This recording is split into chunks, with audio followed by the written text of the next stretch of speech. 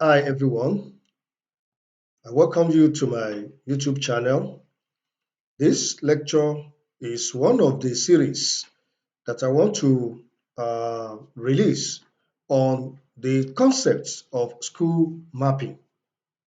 But for the purpose of this lecture, I will be speaking on the meaning, definitions, and objectives of school mapping.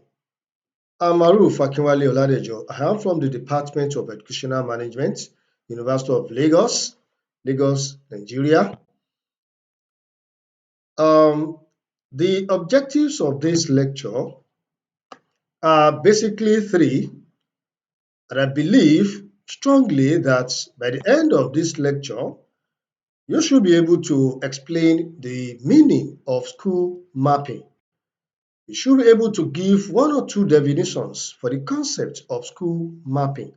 And finally, to be able to state 5 objectives of school mapping. Now, if we observe our schools, the educational resources are not evenly distributed. There are instances in which the educational resources are either underutilized or overutilized. In the same vein, we observe that there is inequality in educational access, and there is disparity, in resource allocation, resource distribution to educational institutions. Because of the perceived, inequalities, perceived disparities when it comes to educational resources, the need for school mapping exercise becomes highly imperative. School mapping is an essential tool, planning tool to overcome possible inequality in the investment policies of educational institutions. It is a strategic planning process that tries to address deficiencies and disparities in educational system. School mapping exercise, does not come by chance. It doesn't come by luck. It is a conscious effort to locate educational facilities in a place for maximum utilization by the targeted population to their own advantage. However, in spite of the importance that has been accorded school mapping, and of course, along with its twin brother, so to say, plant planning in realizing educational goals, school mapping has not been given adequate attention which it deserves, especially in developing countries like Nigeria, because ordinarily one would expect uh, school mapping exercise to be carried out, at the beginning of every academic section, so that we will be able to nip in the bud any perceived disparities or inequalities that we might notice, in the school system. Talking about the meaning of school mapping, you know, by meaning, I want to really go into the origin, the etymology, the etymological perspective of the concept of school mapping. Where did it originate before it became what it is in the modern day? The term school mapping originated from the French word quartier scolaire, which has been used, widely in French and Spanish-speaking countries in the 1960s. And this is according to Gruch and Bestacher 1977. Quartier scolaire, like I said, is a French term, and it means school map. When translated into English language, it simply means school map. But within the context of education, quartier scolaire refers to a zoning system used in France to allocate students to various schools based on their place of residence. So by this zoning system, each school that is located in a particular community is assigned a catchment area in such a way that students who reside within that area, are given priority for enrollment. Now, we may be wondering, when we said that school mapping tries to, uh, address inequalities in terms of educational provisions, in terms of educational access, how come that students that reside within that catchment area are now given priority for enrollment? Yes, even if we take Nigerian, context into consideration, there are federal institutions, federal universities, federal polytechnics, federal colleges of education that have the entire country as its catchment area, like universities of Ibadan and Lagos. The entire country is their catchment area. So priority, is given to everybody. But we still have some universities that, even though they are federal, they still have their own catchment area, such that we, give priority to those that reside within that catchment area. If we settle down to state-owned institutions,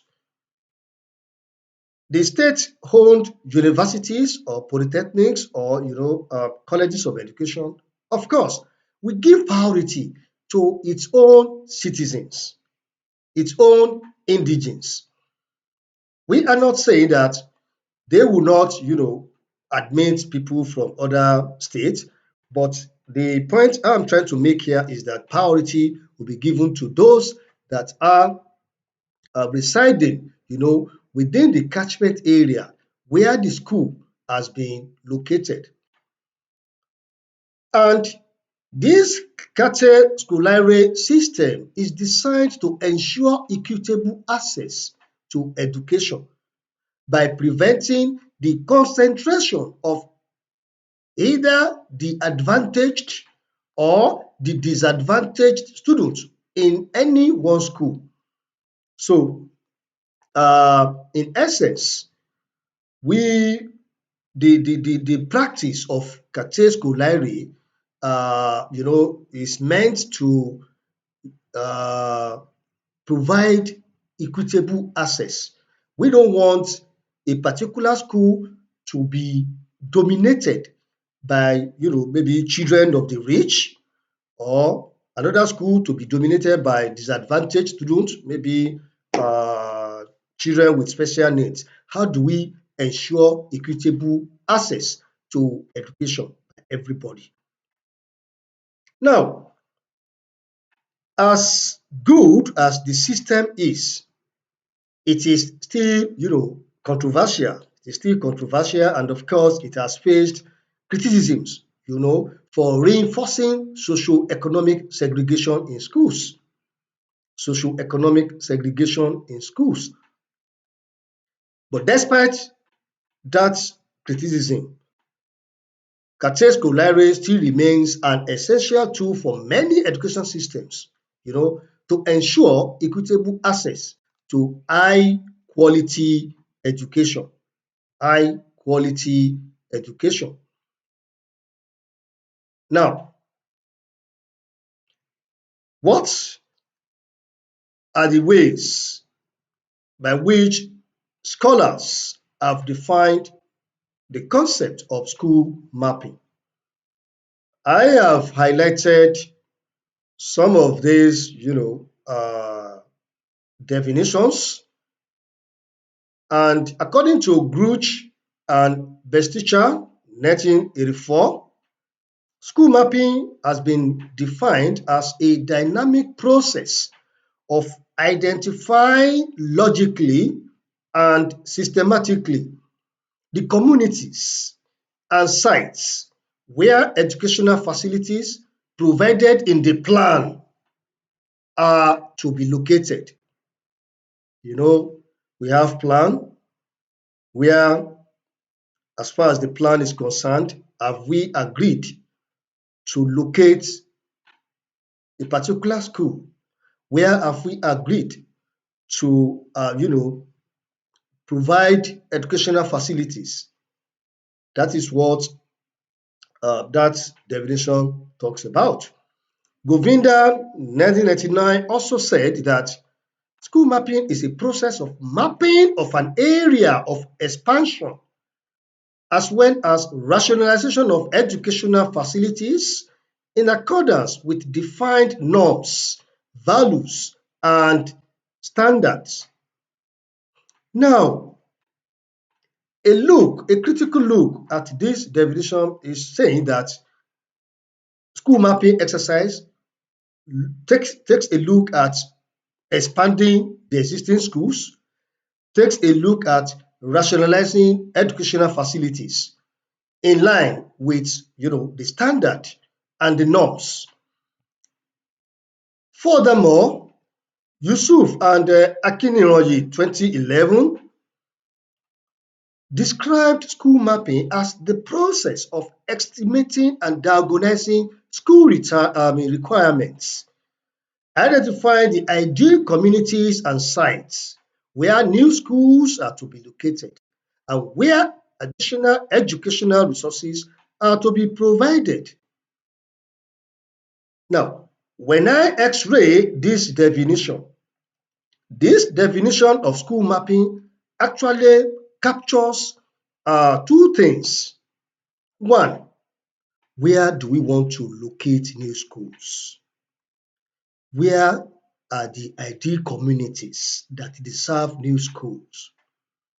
And the existing ones, how do we, make additional educational resources available?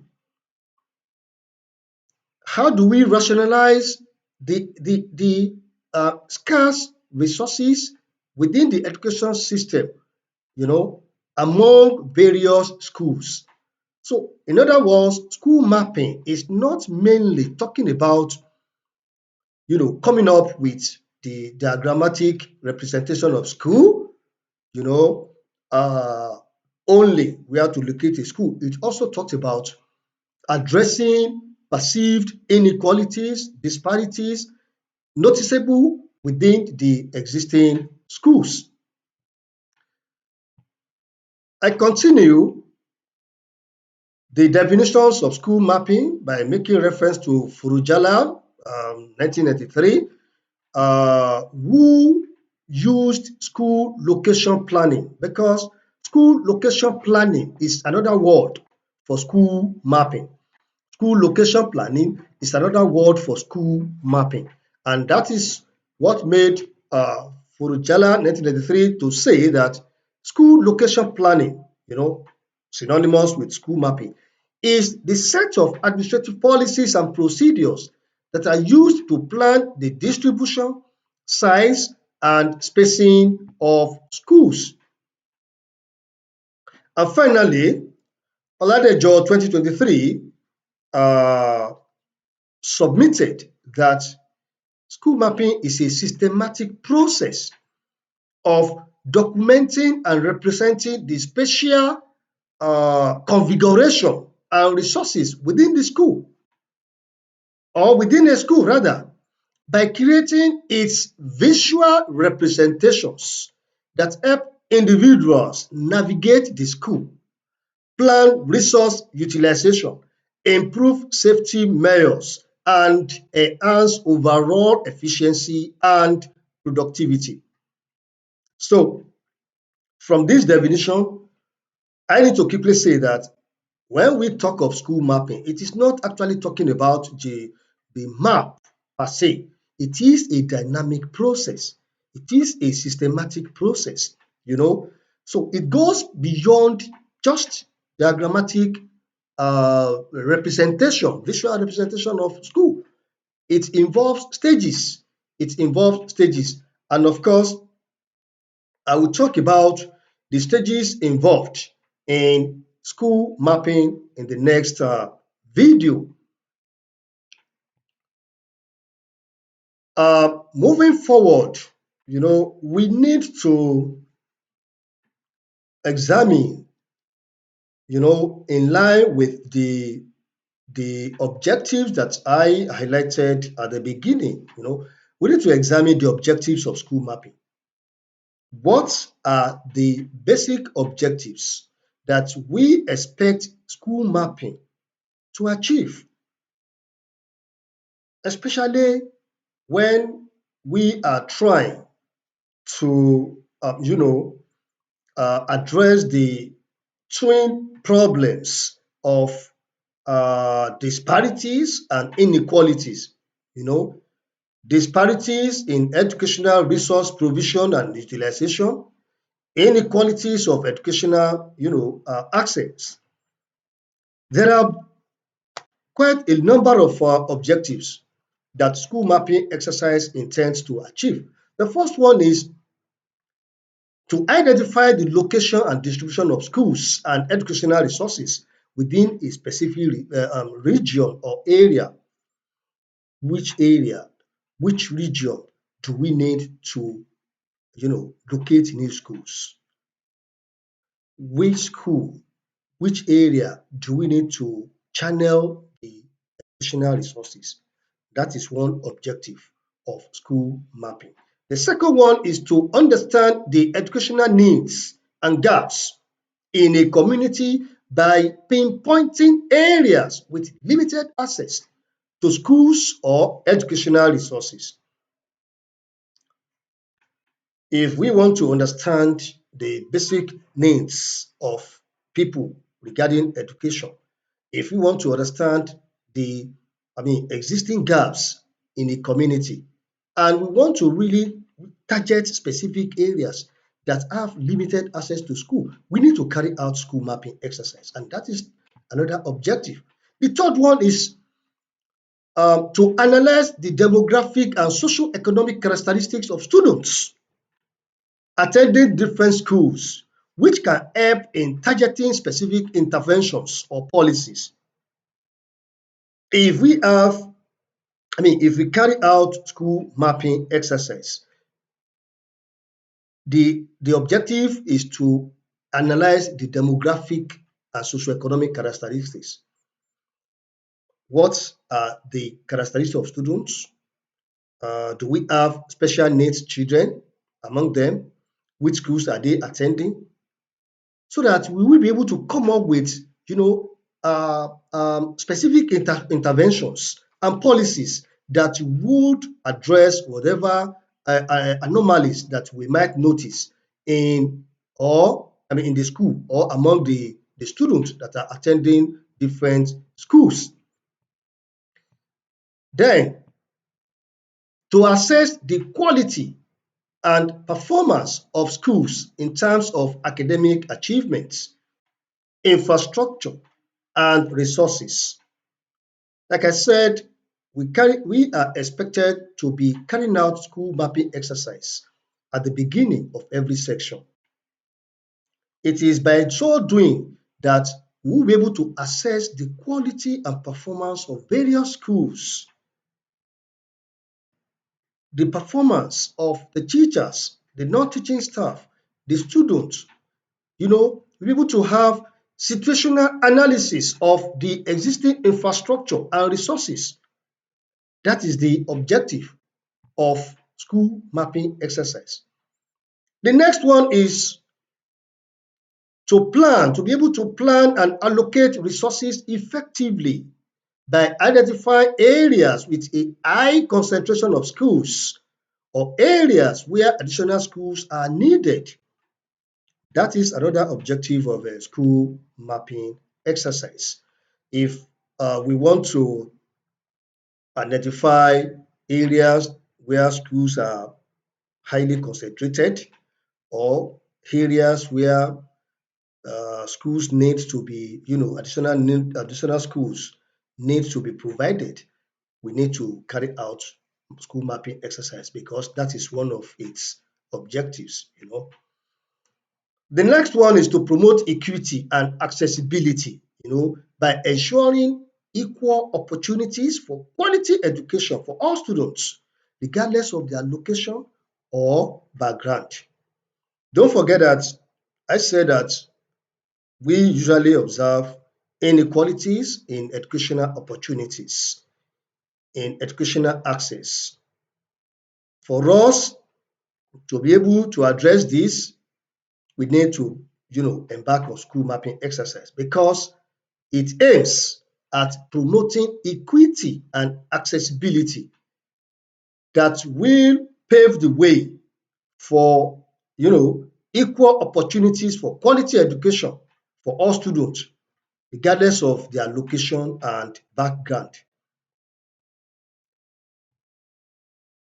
I continue by saying that the next objective for school mapping exercise is to support decision-making processes and what?